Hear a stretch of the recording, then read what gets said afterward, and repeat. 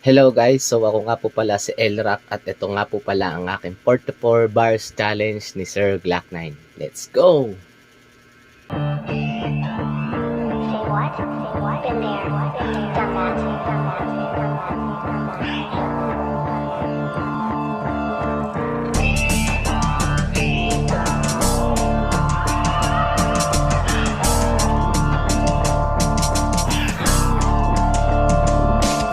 Sa dami ng kanilang binabato, walang tumama sa akin, kaya eto pa rin ako. Nakatindig, madami-dami ng masasamang naririnig. Tuloy-tuloy lang sa pagdidilig hanggang sa magkaroon ng bunga ang naitanim. Sa lupang madaming umaangkin, malabo daw akong makarating kasi di naman daw ako magaling. Wala din daw akong dating pero di ko pinansin yung kanilang mga daing. Mas pinaigi kong aralin ni tama ang mali hanggang sa maisip ko na hindi pa to ang huli. Kaya dali-dali kong isinulat ang mga letrang pumapasok sa aking utak. Sige, sulat lang ng sulat hanggang sa huling patak ng aking dugo at pawis. Di na mabitawan ng hawak-hawak ko na lapis. Kahit madami ang nagnanais na maging isang mabangis na nilalang sa kagubatan. Madaming nakaabang na matang mapangling lang, subalit di ako natakot na sila'y tambangan. Di nagpatangay sa naglalakad ng pahalang. Kahit ilang beses pang magbilang kulang-kulang. Respeto mahirap patagpuan kahit saan man ako dumaan. Siguradong may malaking harang na lagi kong pinaghahandaan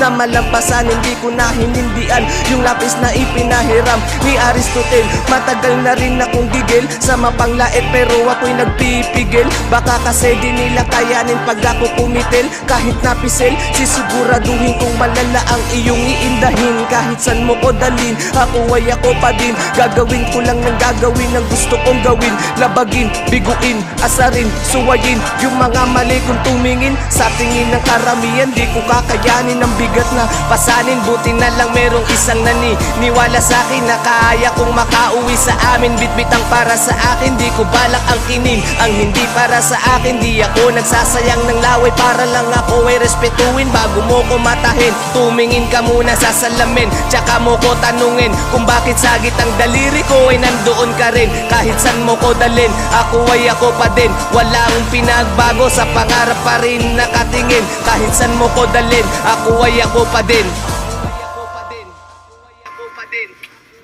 Thank you.